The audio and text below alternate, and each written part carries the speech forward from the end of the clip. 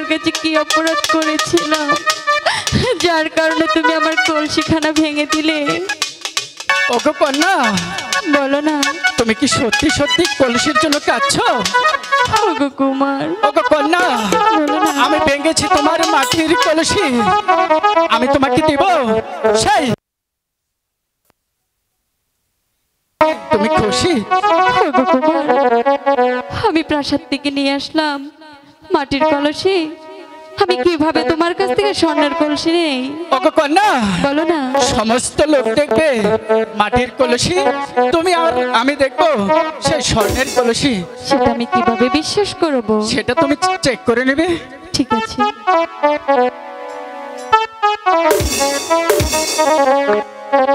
ওগো কন্যা, এই তো নাও তোমার সেই কলসি।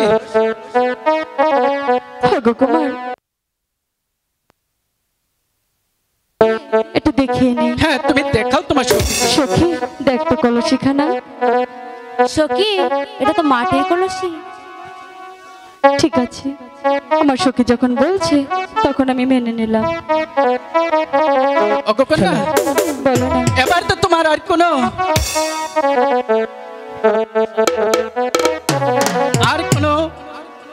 দাবি আছে তোমার? ওগো কুমার, আর কোনো দাবি নেই আমার। এবার তাহলে আমাকে যেতে দাও। ওগো কন্যা, বলো না। তুমি যে আমাকে তোমার মায়ার জালে আমাকে পেতে ফেলেছো। তাই? হ্যাঁ,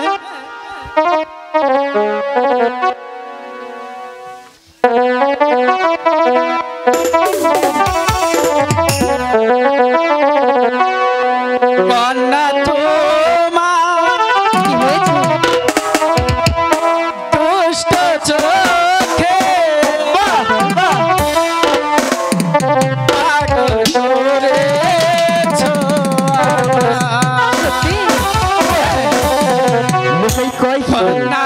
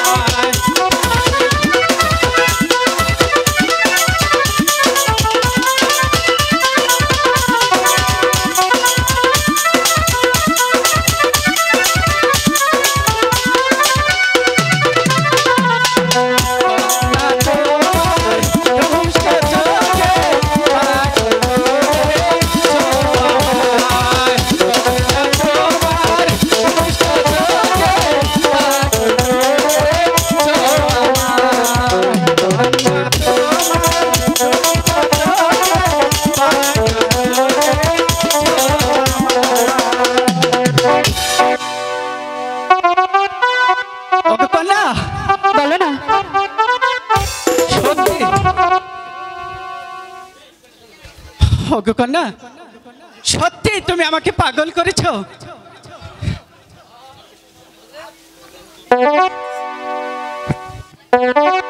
এবার তাহলে ওগো কুমার, হ্যাঁ তুমি যদি আমাকে বিয়ে করতে চাও হ্যাঁ তাহলে আমার প্রাসাদে তুমি ঘটক পাঠিয়ে দেবে। ওগো কন্যা, বলো না। আমার বাবাকে গিয়ে সেই সুন্দর দেখে একটি ঘটক পাঠিয়ে তোমাদের বাড়িতে সুন্দর করে একটু বিয়ের প্রস্তাব দেব। ঠিক আছে, ঠিক আছে? এবার তাহলে আমরা আসি। হ্যাঁ আশাকে চল। চন্দ্রদা, চলো। লুকাইতে